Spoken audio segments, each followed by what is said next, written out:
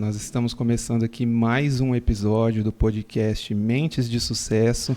Você que quer participar, acessa o link na bio do nosso Instagram, que através desse link você vai conseguir um contato com a gente para a gente estar passando maiores informações para você estar vindo aqui. É um prazer estar recebendo o Vitor aqui, né? A gente vai falar de alguns assuntos, né, de extrema importância. Eu particularmente sou uma pessoa assim que eu sou apaixonado pela psicologia, né, por tudo que envolve questões psicológicas, né. Eu acho que é algo, principalmente nos dias atuais, né, é algo muito importante. A gente está recebendo aqui o Vitor. É um prazer te receber, viu?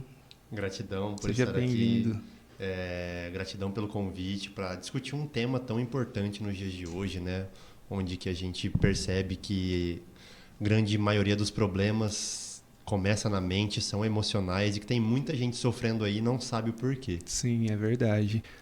Para você, a questão assim de hoje, tudo é rede social, internet, a questão de evolução tecnológica, isso colabora, assim, interfere alguma coisa na questão de ansiedade em relação a crianças, principalmente, né?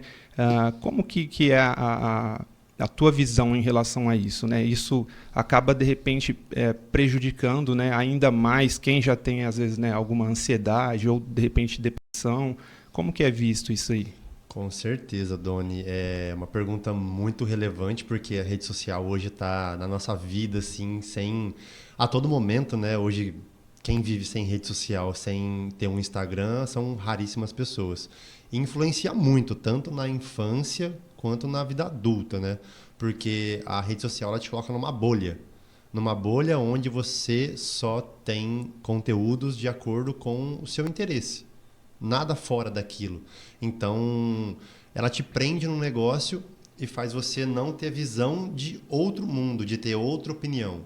E acaba te deixando mais intolerante.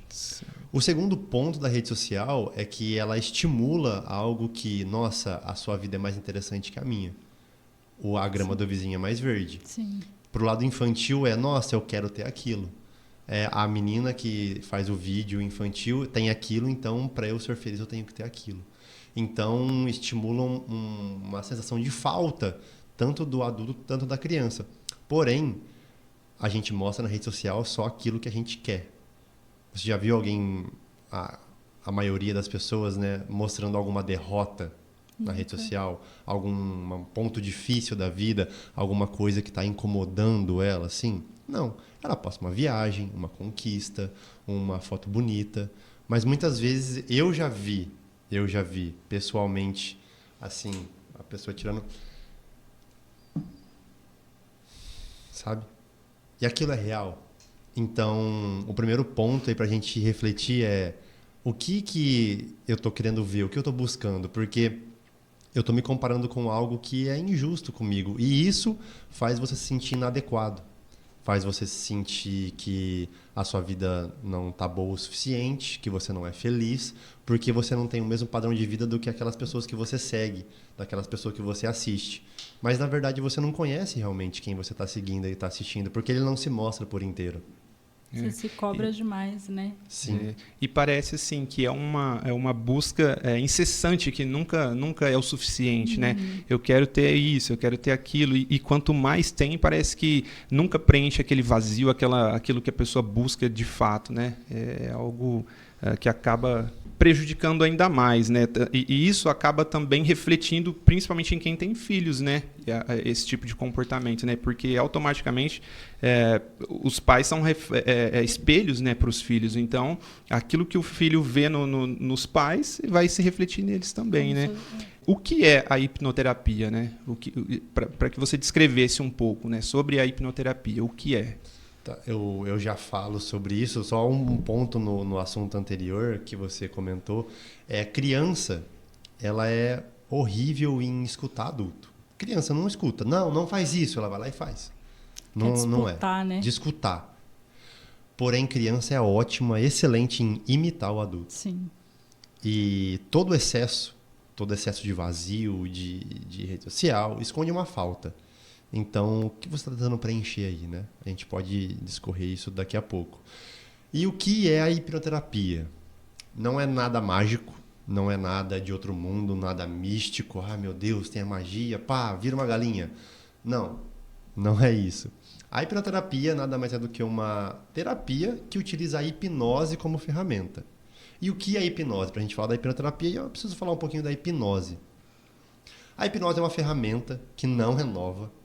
A hipnose é datada antes de Jesus, lá no Egito, há cerca de 4 a 7 mil anos antes de Cristo, lá no Egito, que já era utilizada, que foi dada a homenagem ao deus Hipno, né, que é o deus do sono.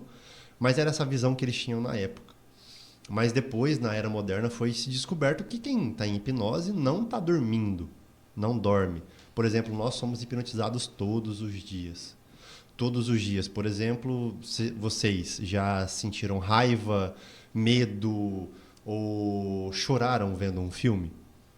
Sim. Então, isso é um estado de hipnose. Por quê? A nossa mente ela se divide em duas partes principais. A mente consciente e a mente subconsciente.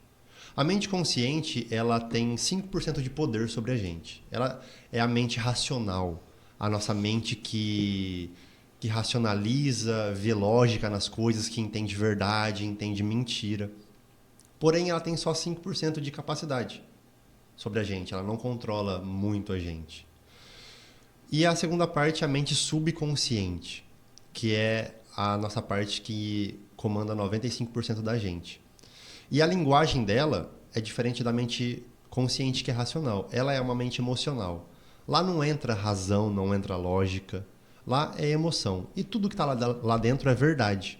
Uma coisa que eu gosto de explicar é: a criança, até os 7 anos, ela é 100% mente subconsciente. Por quê? Porque uma criança, ela não racionaliza sobre as coisas. Ela sente, vai e faz. E fala, né? E fala. Independente de ter vergonha, de qualquer outra coisa, ela Exato. fala, né? Não tem esse bloqueio. Porque esse bloqueio ele é ensinado no futuro. Imagina uma criança de 4 anos. Ela acredita em Papai Noel, provavelmente, não acredita? Sim. Então, mesmo ela não tem a parte racional que fala, será que existe? Será que não existe? Isso ela vai desenvolver depois. Por quê? Tudo que uma criança ouve, vê, aprende na infância fica gravado nessa mente subconsciente. E aí, aos 7 anos, essa mente se fecha, é criado o lado racional, e tudo isso que ela viu e aprendeu e absorveu até então vira uma caixinha de programa que vai comandar a vida dela a partir daí. Então, por exemplo, uma criança, você fala para ela, olha, sabia que a lua é de queijo? Ela acredita ou não? Acredita. Acredita, ela não tem a parte racional. Então, isso gera uma crença nela, nessa mente subconsciente. E essas crenças da infância, elas vão refletir na vida adulta. Vai refletir. Então, mesmo você sabendo, por exemplo, eu sou capaz de fazer isso, eu quero fazer isso, racionalmente, por que às vezes você sente um bloqueio, tipo um nervosismo? Porque provavelmente tem uma crença aí, que era muito comum, por exemplo, na minha época de infância, os pais falarem muito, olha lá, o seu irmão faz isso, você não faz isso, você não faz nada direito. Sim. Se uma criança acredita que Papai Noel existe, que a lua é de queijo, por que ela não acreditaria que ela não faz nada direito? Ela cresce com essa verdade, que ela não faz nada direito e no futuro não dá certo, né? Exatamente. Então, o que é a hipnose?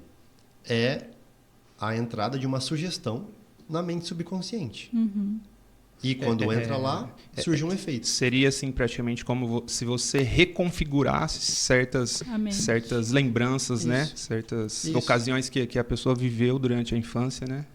Por exemplo, o filme que eu comentei. O filme ele vai te lançar uma sugestão. Mesmo racionalmente você sabendo que são atores, que é uma história inventada, que eles estão atuando, por que você chora, sente raiva, sente medo assistindo o filme? Porque o filme abaixou a sua mente racional e ele entrou direto no seu subconsciente. E se entrou lá, é verdade. Se entrou lá, é emoção. E você sente, mesmo sabendo que não. E isso é um estado de hipnose. Sim.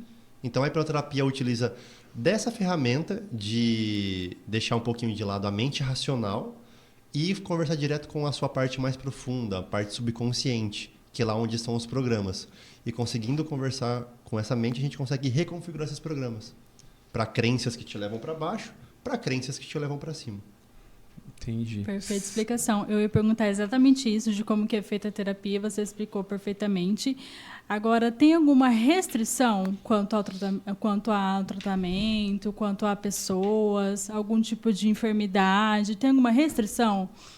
Olha, não tem restrição, porque a hipnoterapia ela não tem efeito colateral. Porém, tem recomendações. Por exemplo, primeiro, a pessoa precisa ser verbal. Ela precisa saber se comunicar. Se expor, né? Exato. Aquilo que ela está sentindo. Isso, ela precisa primeiro querer. Porque a hipnose, a hipnoterapia não funciona com quem não quer. Eu não consigo te hipnotizar aqui, pá. Por quê? A gente não fez um contrato antes, eu não conversei com você, você não está aberta e você não quer. Então não funciona com quem não quer. Então o primeiro passo é querer ser verbal, saber se comunicar e querer se comunicar. Agora, restrição não. Ela pode ajudar desde crianças com medos que faz xixi na cama até crianças com síndrome de Down, autismo, TDAH, hiperatividade, TOD, a adultos com esquizofrenia, fibromialgia, depressão profunda.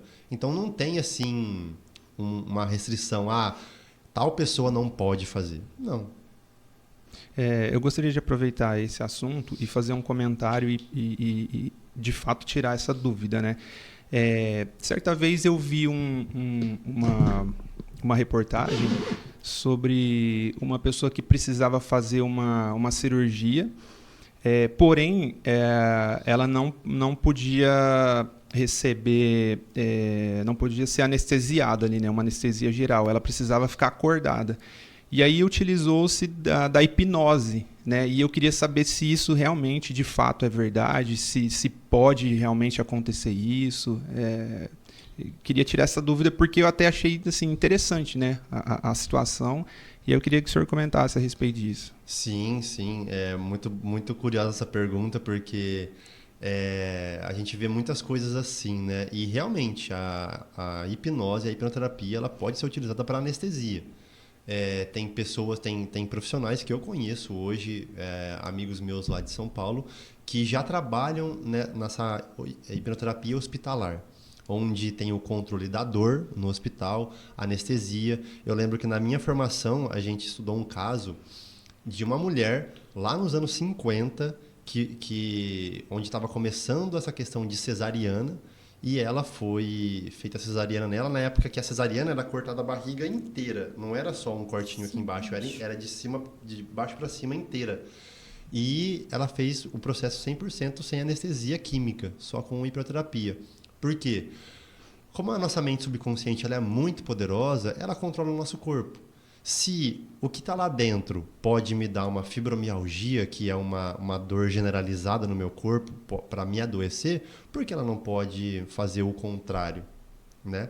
Então, se ela tem o poder de me deixar cego, porque as emoções podem deixar a gente cego mesmo fisiologicamente, perder algum movimento, ela pode também dar outras coisas. Então, é muito possível a gente fazer a anestesia com a hipnoterapia. Tanto que eu também trato algumas pessoas que têm medo do dentista, que não aguenta ver a maquininha lá, tem pavor de ir no dentista, e com a hipnoterapia isso é possível. Medo de dirigir, sabe? Essas coisas que a gente acha é muito incrível.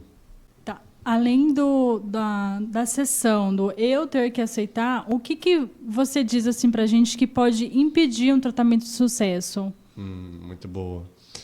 Medo. A pergunta que eu mais escuto no meu consultório é: e se eu não voltar? Se eu não voltar, aí eu falo para a pessoa assim: bom, para sua casa, porque você pode se perder saindo daqui para sua casa. Ela dá risada, né? Mas estou falando sério, mas e se eu não voltar? Mas voltar da onde? Por quê? Para o processo de hipnoterapia acontecer, eu não consigo enxergar dentro da sua mente. Sim. Eu não consigo saber o que tem aí dentro. Então, como é que eu vou chegar lá na causa do seu problema e resolver ela? Eu não consigo, porque eu não enxergo dentro de você. E por isso é um trabalho em dupla, onde que eu nada mais sou, generalizando, resumindo bem, um guia. E para que isso aconteça, eu preciso conversar com você durante o processo. Você não vai deitar, ficar mudo lá e eu vou te falando. Não, a gente vai conversar durante o processo. A hipnoterapia não é algo que você vai, eu tô profundo agora, tô inconsciente. Não, você não vai para lugar nenhum. Você vai ficar ali e a gente vai conversar. Porque como eu vou te guiar, eu preciso saber para onde você está indo, para saber se você está indo para o lugar que eu quero ou não. Então, o que pode influenciar é medo. Porque quando a gente começa a chegar perto do seu trauma, perto do seu problema, esse medo de não voltar, de acontecer alguma coisa, pode te impedir de chegar lá. Sim. É o único, assim, é medo.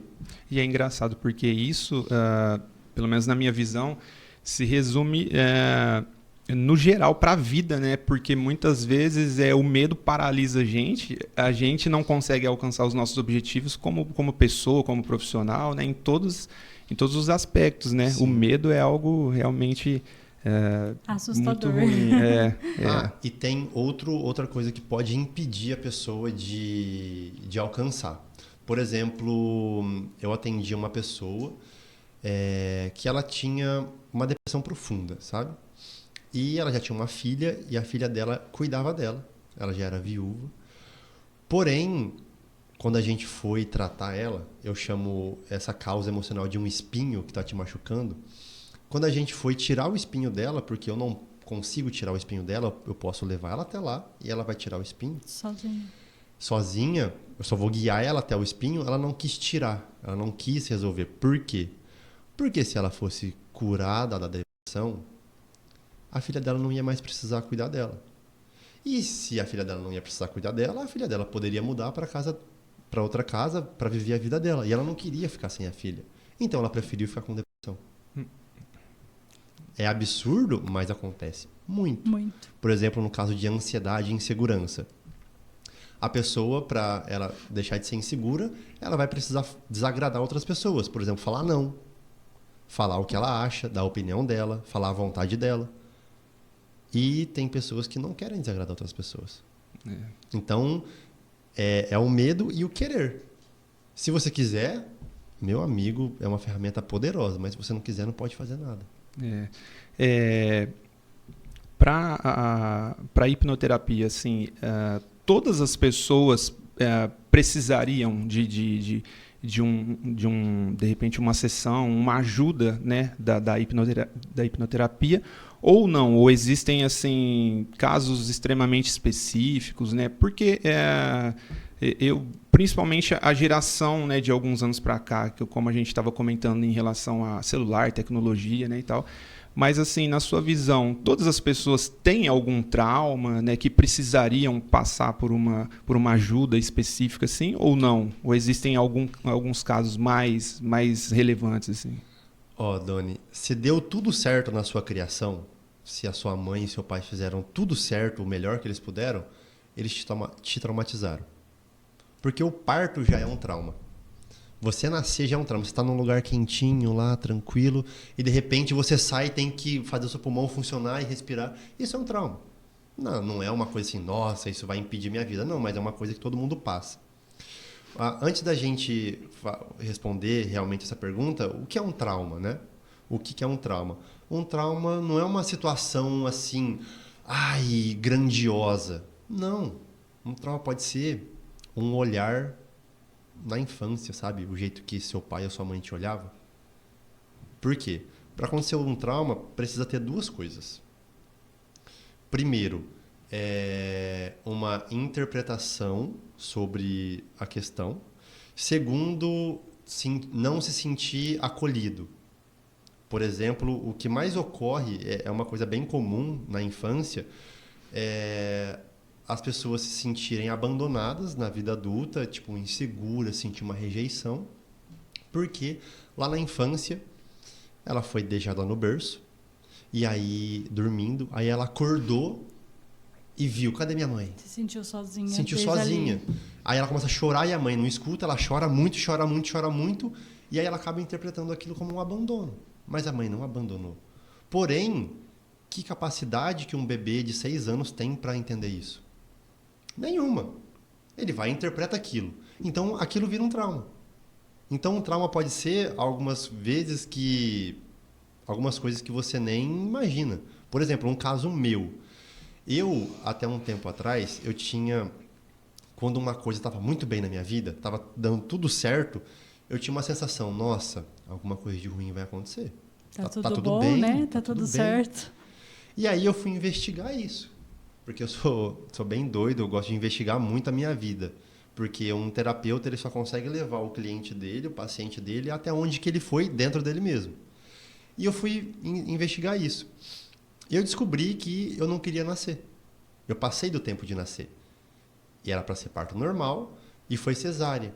Porém, a minha mãe não teve o princípio do parto, as contrações. Eu que estava lá no útero, eu não queria nascer. Então, olha só, estava tudo bem lá, estava tudo quentinho, não queria nascer, não estava pronto para nascer. Estava numa situação confortável, né? E aí o médico foi lá, rasgou e me tirou de lá. E isso eu tinha... Meses. 9 meses de vida. De gestação. E isso me acompanhou a vida toda. A vida toda. Isso foi um trauma. E aí isso dava essa sensação, entendeu? Então todo mundo, hoje, claro que, nossa, 100% das pessoas, não sei, não conheço 100% das pessoas, mas eu falo que a grande maioria das pessoas hoje tem alguma questão emocional aí que pode ser resolvida. A hipnoterapia é a única ferramenta? É a única terapia para resolver isso? Não. Porém, eu acredito que é a mais rápida e a mais eficaz, se você quer a velocidade e rapidez para resolver o seu problema.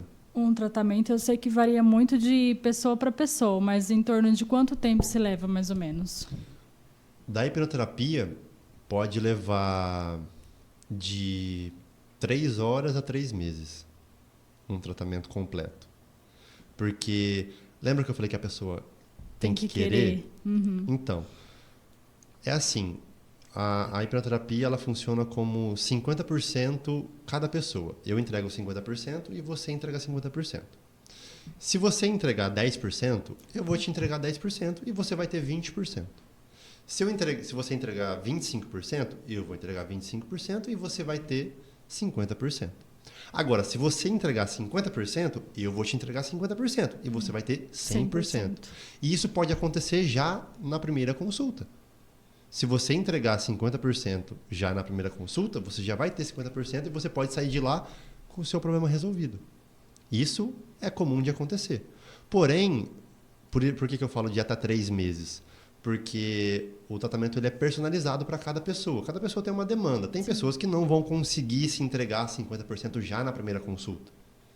Por isso que eu dou um tempo maior, porque ela vai se entregando aos poucos. Agora, se você quer resolver já na primeira, perfeito. Perfeito. Eu tive pessoas que me procuraram com uma ansiedade muito profunda, assim, e na primeira consulta resolveu e depois ela nem quis voltar de retorno. E eu falei, não, tem que voltar. Não é igual, sabe, o ser humano toma 5 dias de antibiótico. No terceiro melhora, você não quer tomar mais? Sim. Não, tem que voltar para concluir. Faz o tratamento certinho, né? Exatamente, mas não passa de 3 meses. Entendi.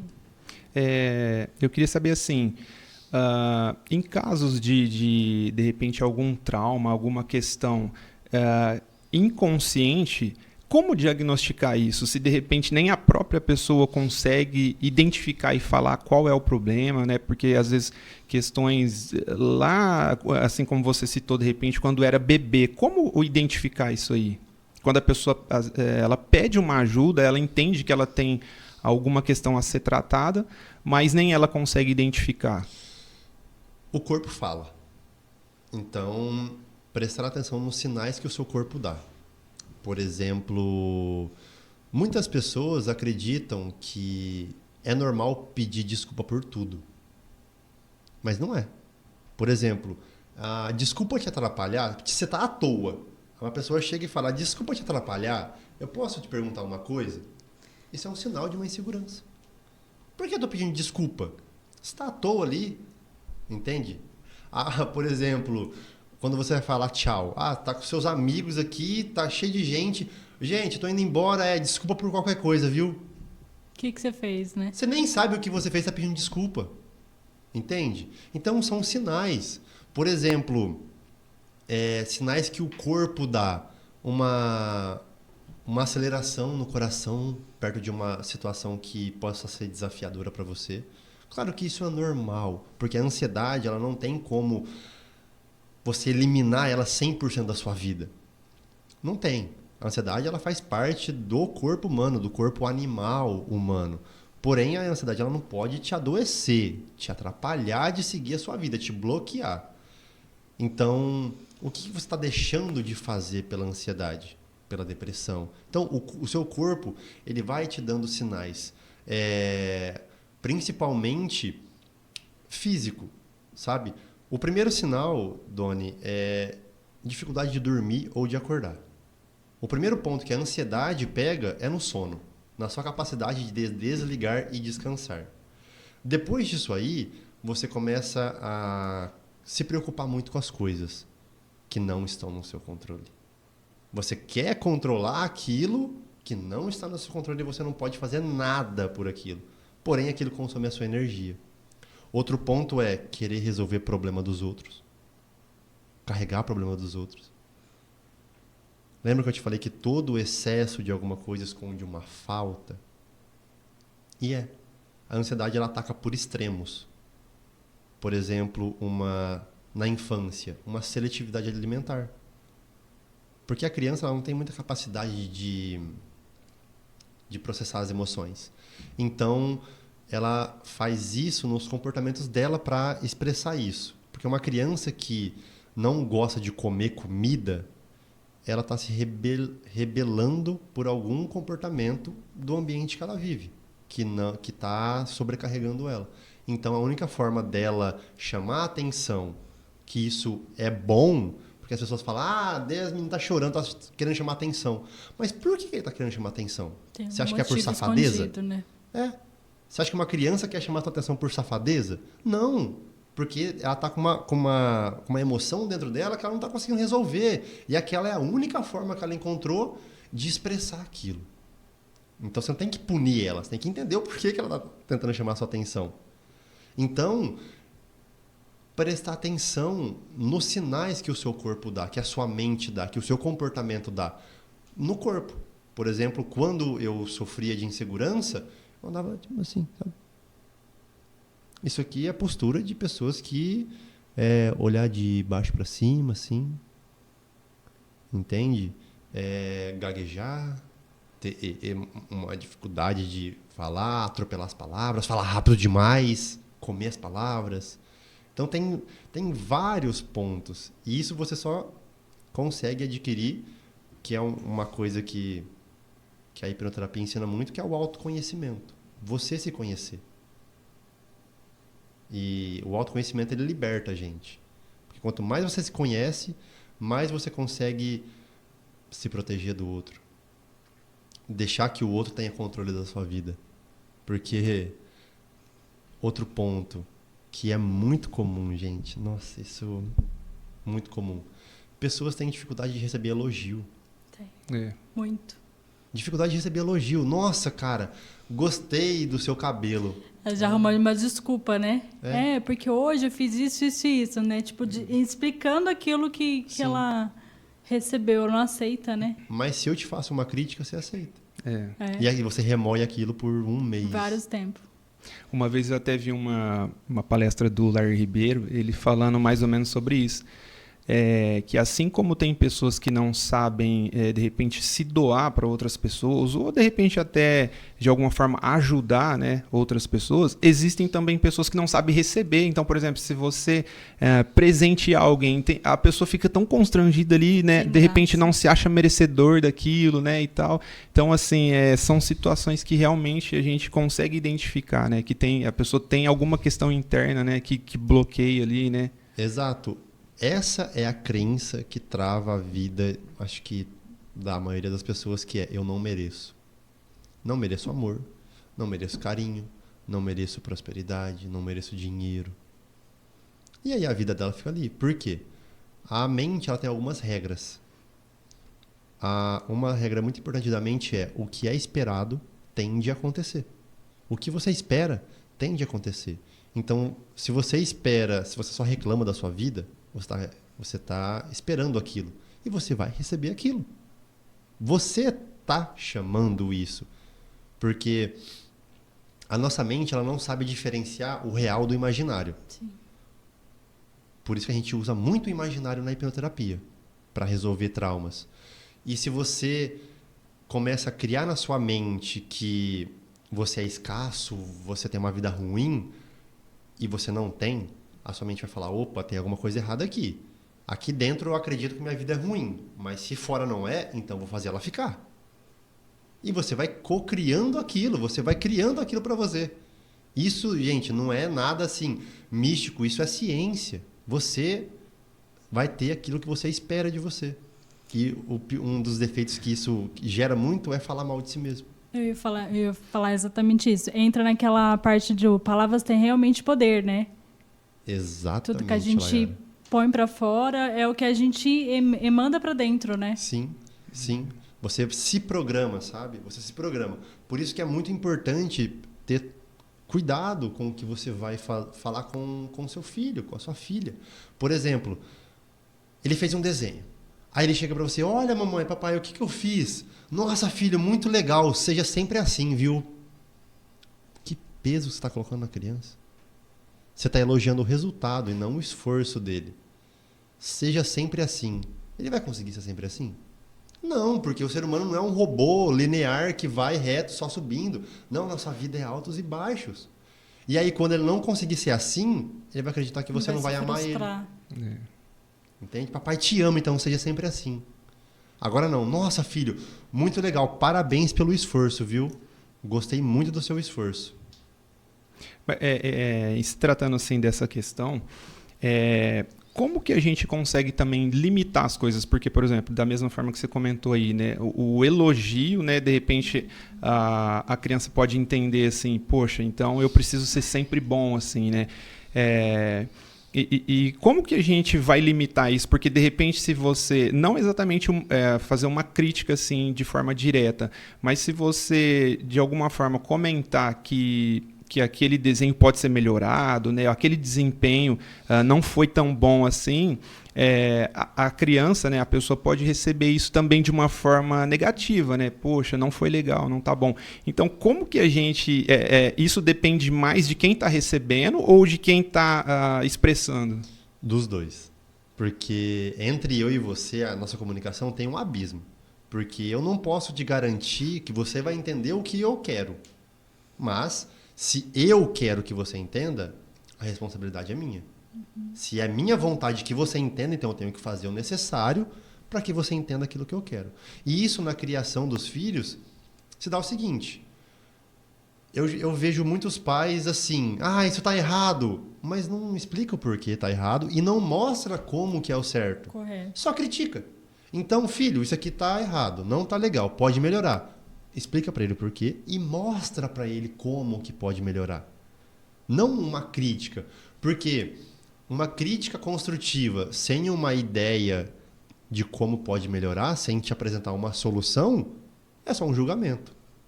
Nada mais que isso. Um julgamento. Você fez errado. Tá, e como eu posso melhorar? Não sei, só sei que tá errado. De que serve?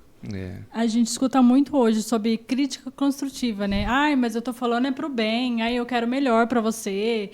Enfim, a gente escuta muito isso de crítica construtiva. Só que a crítica construtiva, de repente, é boa para você, não para outra pessoa, Sim. né? Se você apresenta uma solução, aí é mais fácil. Mais fácil falar, a pessoa não se sentir atacada, sabe? Nossa, não faço nada direito, né? Como pode melhorar? Você apresenta a solução para ela, a pessoa pode virar seu amigo. Porque não tem como a gente evitar de ser criticado. Né? Não tem. Muitas coisas que eu falo sobre a educação infantil, muitos pais me criticam muito, porque não é assim que criam filho. Tudo bem, é a sua maneira. E eu me baseio na ciência comportamental das crianças e o que eu observo até hoje, sabe? De resultado que eu vejo. Aproveitando essa questão que você falou de criação, eu vejo hoje muito assim, principalmente, não sei se é hoje, né, mas enfim, eu vivencio, né, e vejo alguns casos assim de avós que de repente querem que o filho crie o neto da maneira que ele criou, né, o seu próprio filho ali e tal. Não, porque isso está errado, porque não é assim. Isso também acaba prejudicando muito a criança em si, né? Porque ela não sabe quem está certo, quem está errado, quem que eu vou obedecer? Meu pai, minha avó, meu avô, minha mãe, né? Cada um fala uma coisa. Crianças, às vezes, vão passar o final de semana na casa dos avós, é uma criação, né? Uma maneira de um comportamento ali.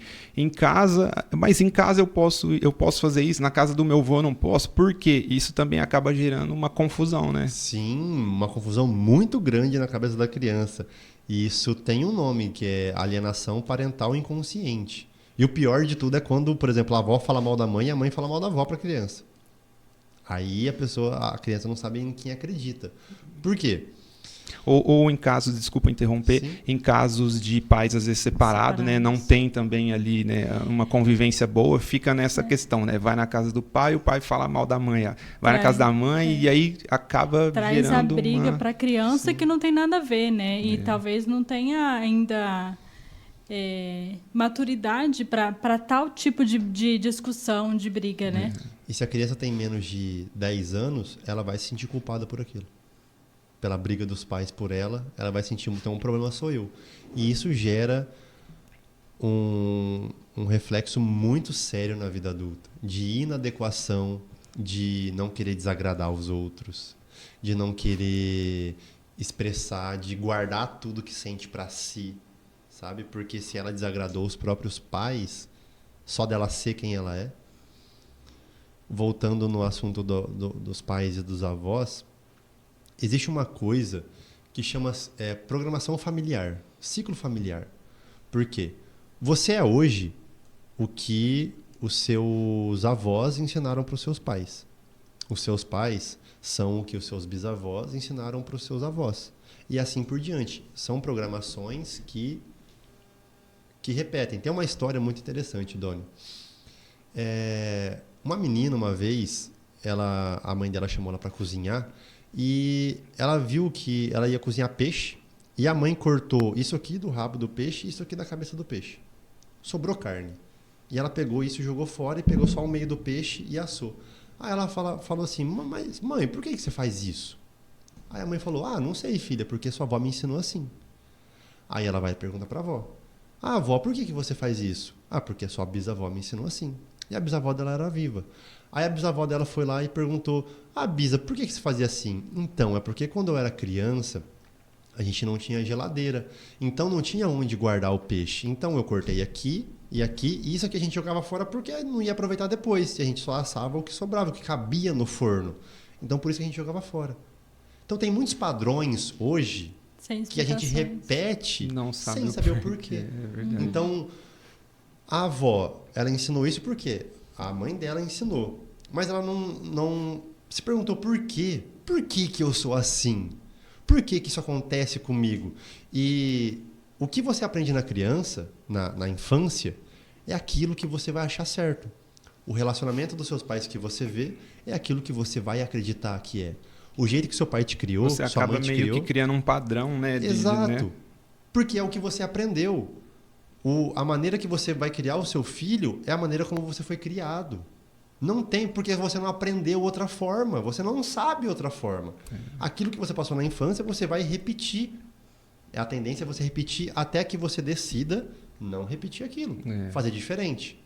E por isso, muitas vezes eu achei que eu era o ovelha negra da minha família. Porque eu fui uma das pessoas que desde cedo, desde dos 15 anos de idade, falei, eu não vou ser assim. Não vou ser assim. Isso aqui eu não quero passar para frente, não. Não quero criar meus filhos assim, não. E essa disputa, sabe? Porque muitas vezes os pais não querem criar o filho assim, mas a avó ainda quer continuar com aquele padrão. Era exatamente isso que eu ia citar. De uma certa forma, quando você decide quebrar esse ciclo, né, de repetição aí, né, dos seus antepassados e tal, por um outro lado, você também... Não é tão simples como a gente imagina, porque de uma certa forma você vai criar um problema, de repente, com a família toda também, né? Porque, como você falou, a família acredita que aquilo é a plena verdade, é o correto, né? E aí você decide quebrar aquilo, todo mundo cai contra você, né? Não, mas não é assim, a gente aprendeu assim, assim, assim, né? Como se aquele fosse o padrão correto e tal, né? Então é um grande problema. Citando assim, só um exemplo pessoal meu, eu fui assim criado de uma forma que eu não ouvi os meus pais falar que me amava, me abraçar, não teve aquela coisa de contato ali, né, e tal. E quando eu tive os meus filhos, né, eu decidi fazer diferente. Eu falei, poxa, se eu não... e eu sei que também os meus pais não faziam por mal, mas é como, de repente... Eles sabiam. Exatamente. Às vezes Era eles criação receberam que era, aquela criação. né? Exatamente. Mas eu decidi fazer diferente. Então, assim, eu abraço os meus filhos, eu falo que eu amo, né? Enfim, tive um comportamento, decidi fazer diferente, né? Para que eles também, né, sejam... Quantos anos tem seus filhos? Tem uma menina de 14 e um menino de 9. De 9. É. Se você quer que eles sejam bem-sucedidos, se você ensinar para eles 3 coisas assim, eu te garanto que eles vão sair na frente de muita gente hoje. Que você ama eles pelo simples fato deles serem quem eles são. Não pelo que eles fazem, mas pelo que eles são. Segundo, que independente do que eles são, do que eles escolherem para a vida deles, você vai amar eles e vai aceitar eles. E o terceiro, que eles têm um lugar para voltar quando eles precisarem. Se eles saberem isso, acreditarem nisso dentro de si, meu amigo, eles vão voar muito alto. Muito alto. E tem algum, vamos por assim, sintoma de criança que você fala assim, não, precisa de tratamento, mas o adulto, as pessoas próximas falam, não, é normal, ele é assim... algum sintoma que você consiga enxergar, fala, não, ele precisa de ajuda. Algo que, de repente, as pessoas acham normal, né? E que na verdade, não seja. Criança que não sabe se entediar. Ficar no TED. Criança que não sabe fazer nada, sabe? Criança que não sabe ficar de boa, assim, daí, sentada, brincando, sozinha. Porque o que eu mais vejo hoje, gente, é que o celular virou a nova chupeta. Sim. Hoje a criança chora, a mãe dá o celular e fica tudo certo. Fica quieto. Porém, a chupeta comparada a isso é muito mais saudável do que o celular. Porque isso é uma receitinha básica para TDAH, para hiperatividade. Muito sério, muito sério. Porque o celular, na infância, eu sei que muita gente vai me criticar por isso, mas não importa. É uma maldade com a criança. Uma maldade. Porque aquilo vicia. Assim como a cocaína vicia. Sim. Porque o sistema dopaminérgico da criança de recompensa está crescendo. E você sabe que para a gente crescer na vida adulta, para você conquistar algo, você precisa de um grande esforço. Não é? Para você ter a recompensa. E nós somos movidos por recompensa, porque se não tivesse recompensa, a gente não ia atrás. E a primeira recompensa é a dopamina no cérebro, que é liberada pelo nosso próprio corpo, naturalmente. Agora me fala, que esforço que eu tenho de abrir o TikTok e ficar fazendo assim? Nenhum. Mas aquilo é extremamente recompensador. Aquilo me dá muita dopamina. Por isso que eu fico tanto tempo aqui, porque aquilo me dá prazer. E uma regra da mente é evitar dor e buscar prazer. Principalmente prazer rápido, instantâneo. Porque aí isso é um instinto de sobrevivência. E se você dá isso para o seu filho, principalmente criança, gente, tem criança de 3 anos que tem um iPhone. Nem eu tenho um iPhone, sabe? O que uma criança vai fazer com um iPhone? Para que tem um negócio desse? E ela cresce acreditando que para eu ter recompensa é fácil. É do trabalho. Não preciso de esforço. Não tem esforço. Aí a criança cresce e não tem interesse ou capacidade desenvolvida de ler um livro. Por quê? É melhor, a recompensa, o prazer que eu posso sentir no TikTok é muito maior do que se eu for ler um livro. Mas qual que vai, a longo prazo, te ajudar mais? Ficar vendo TikTok ou ler um livro? Ler um livro.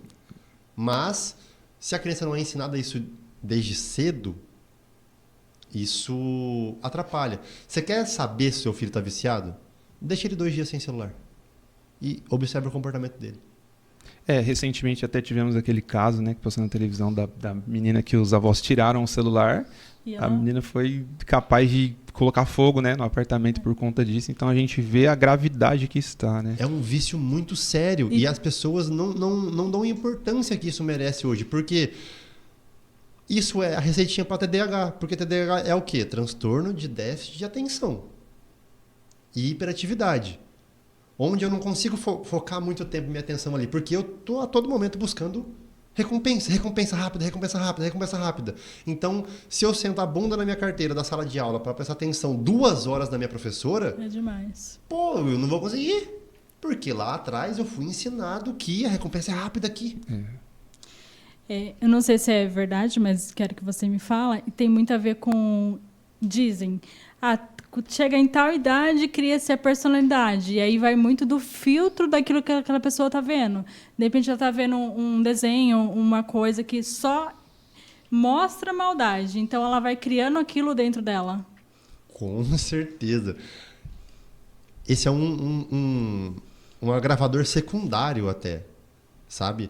Porque, primeiro, criança até 6 anos de idade não tem que ter celular. Não tem que ter celular, não precisa de celular.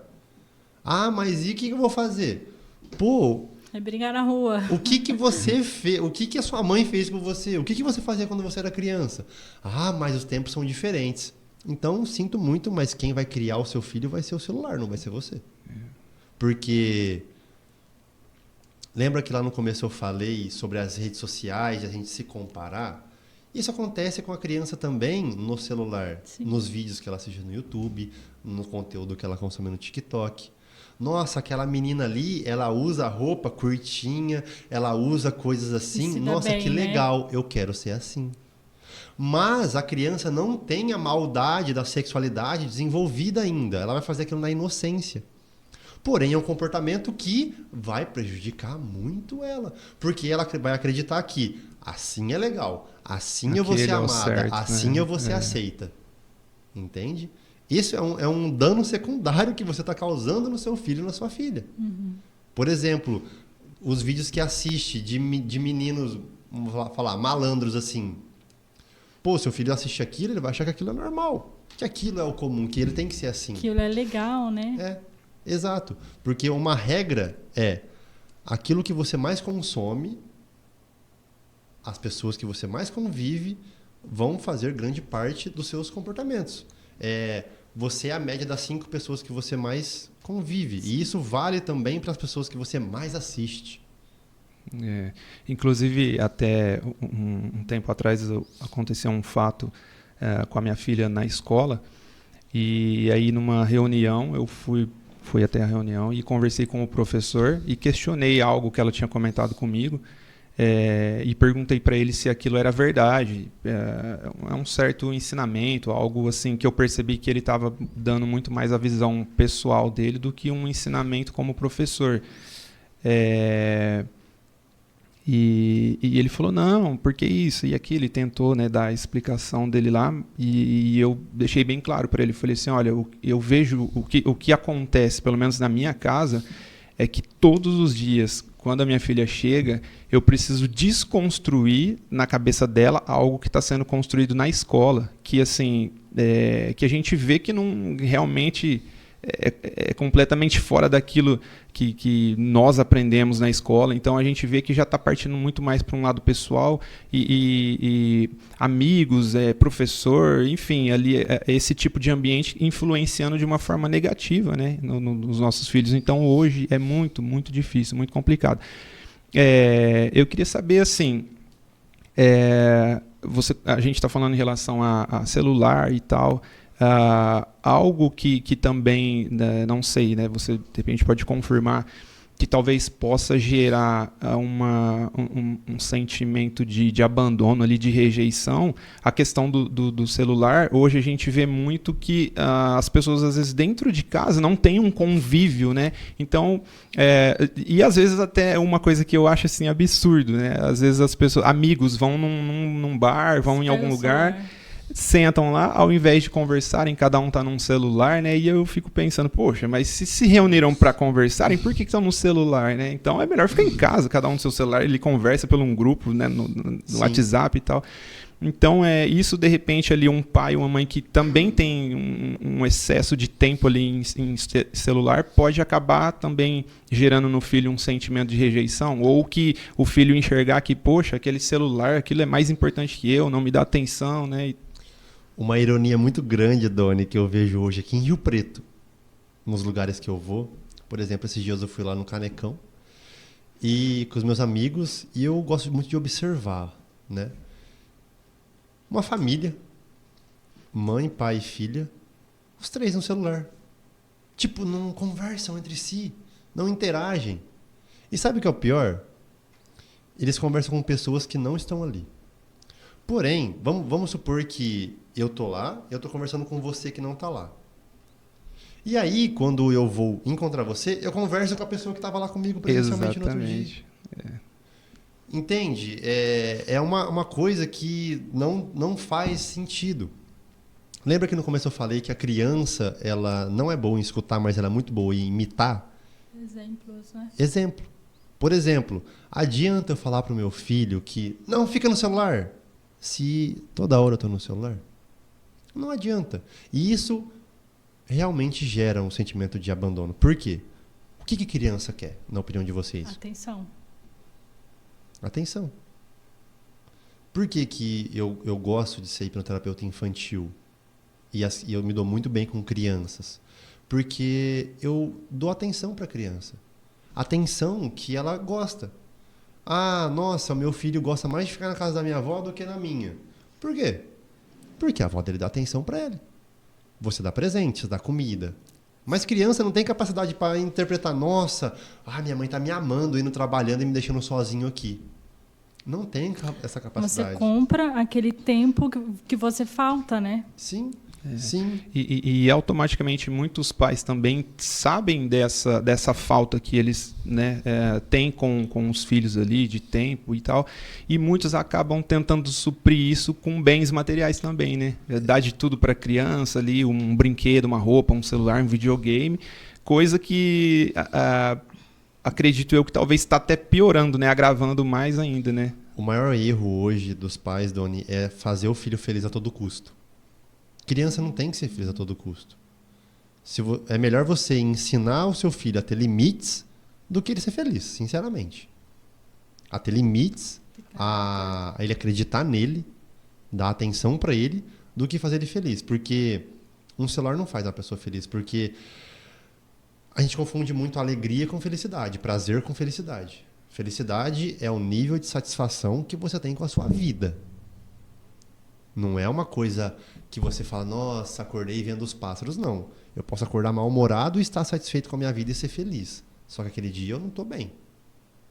Mas, a criança, chorou, tô isso. Eu quero isso, tô isso. E aí entra outro problema. Excesso de açúcar. Que é... junta com o celular, meu amigo, isso vira uma receitinha do caos.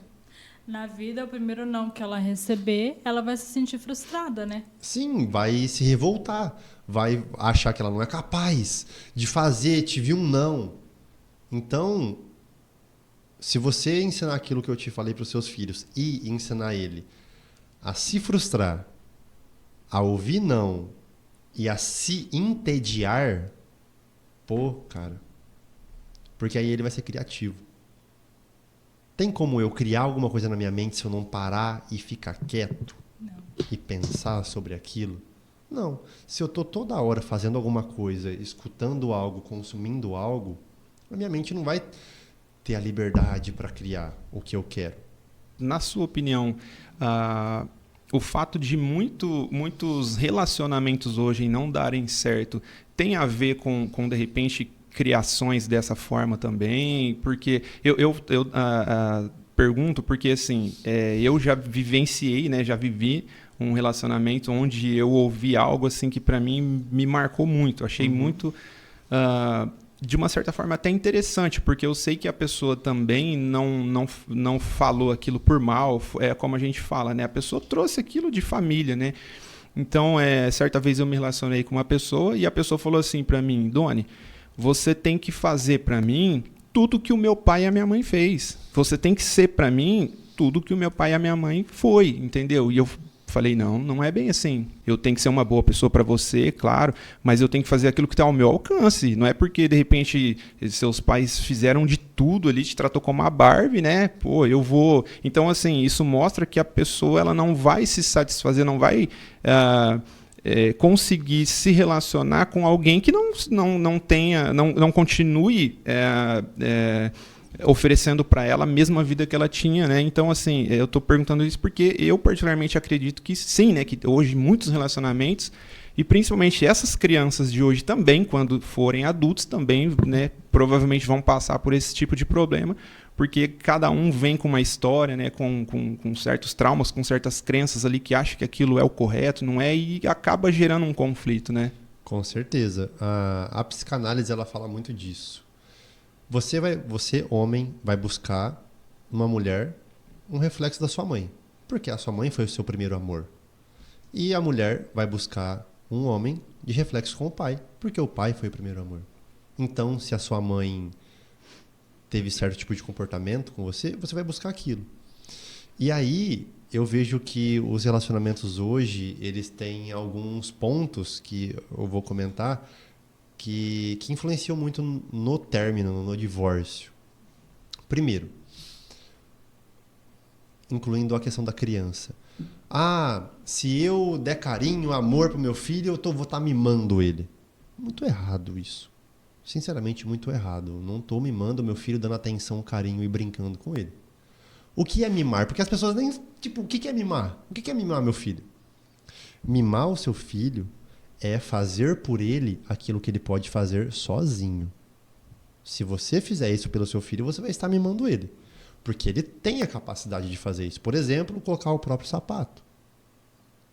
Arrumar a própria bolsa da escola. Guardar os próprios brinquedos.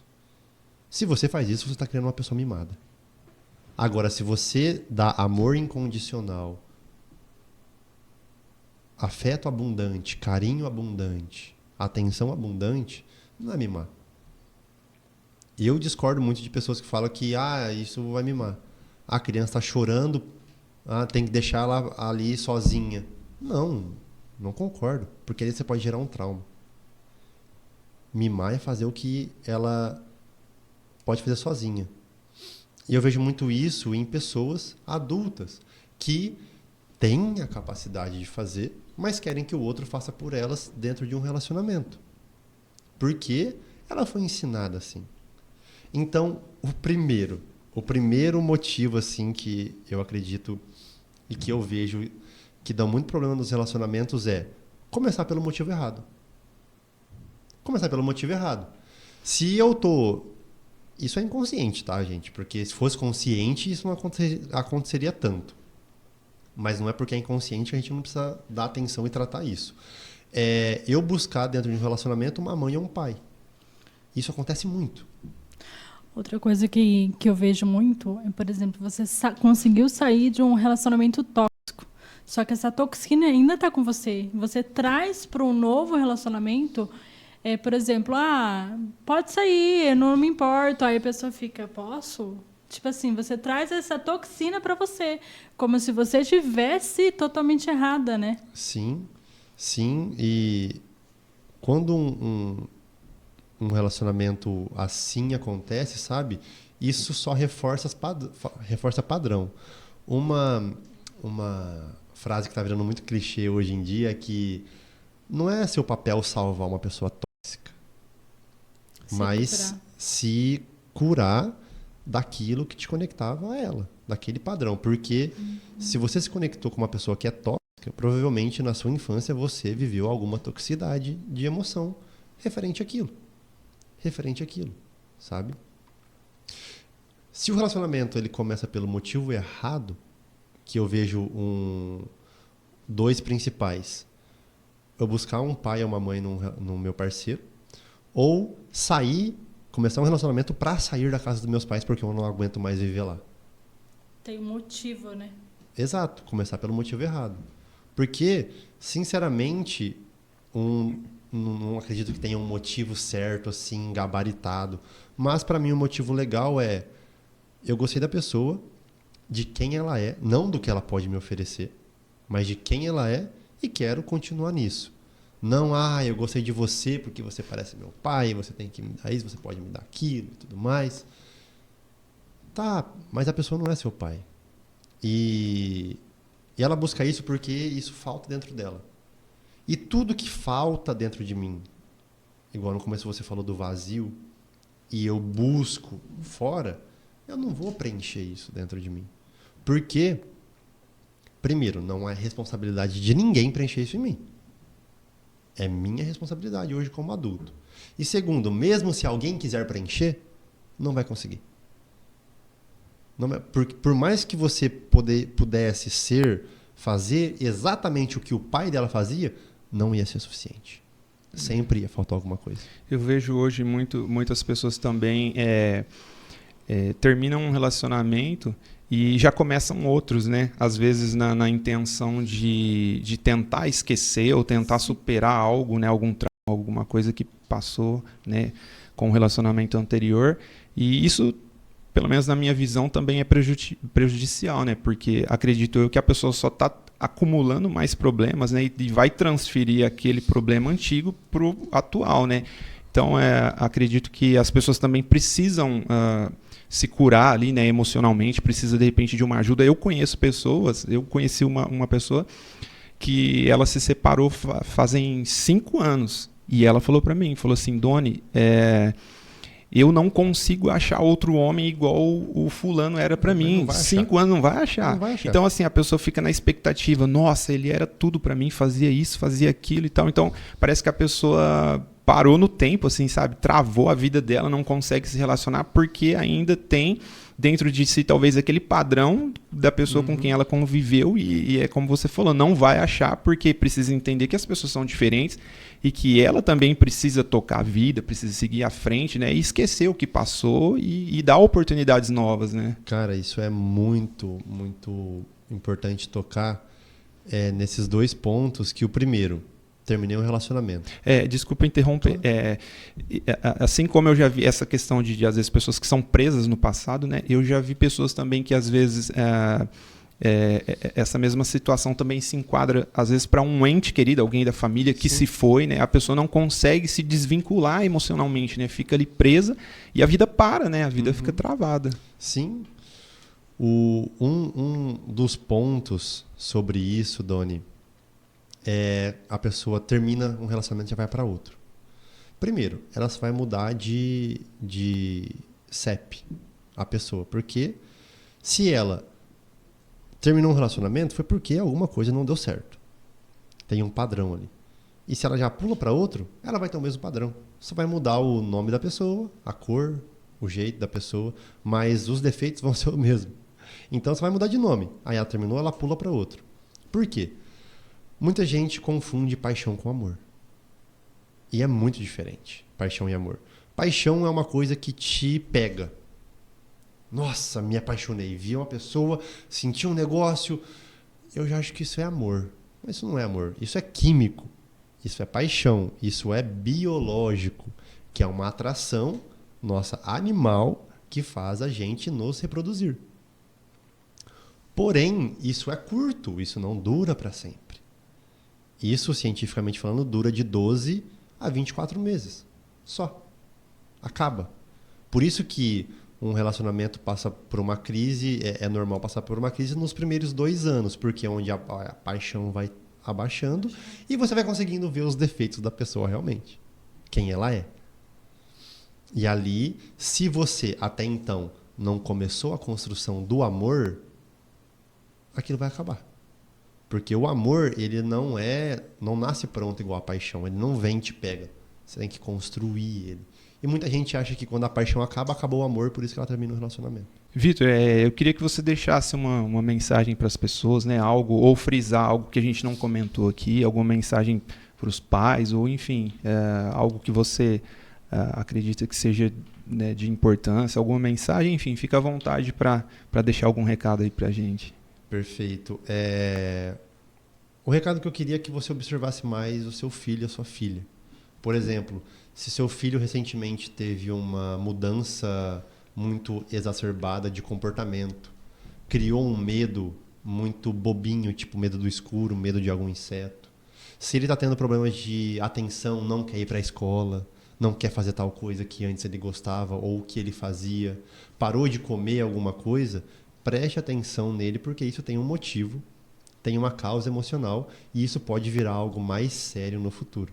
Então, preste atenção no seu filho, porque ele é o futuro da sociedade. E muita gratidão pelo convite, por ter essa conversa muito rica aqui. Eu que agradeço, viu? Foi um prazer imenso. Acredito que foi um conteúdo assim, de extrema importância, né? Muito útil para muita gente. Agradeço imensamente, viu? Você ter aceitado esse convite e estar aqui com a gente. Agradeço. Eu acho que acrescentou muito na gente e vai acrescentar em muita gente que também está aqui assistindo com a gente. Isso aí.